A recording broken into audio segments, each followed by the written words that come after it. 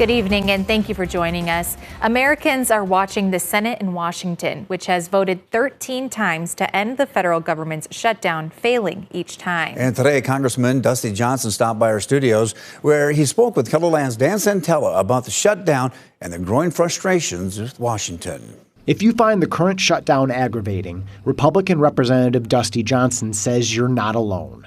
What's your message to South Dakotans who are frustrated with this federal government shutdown, Dusty? Of course, South Dakotans are frustrated with the shutdown. I am too. We should end the shutdown today. The House has voted to end the shutdown.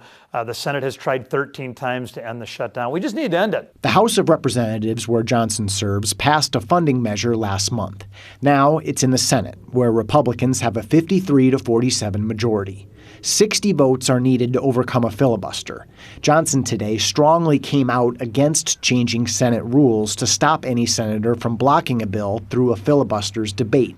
Johnson says the so-called nuclear option, quote, would be a strategic blunder of enormous proportions.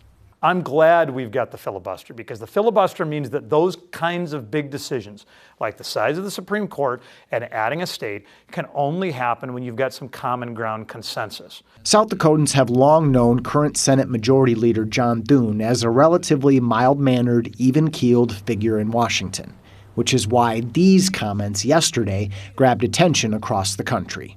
And we've tried to do that 13 times. And you voted no 13 times. This isn't a political game. These are real people's lives that we're talking about.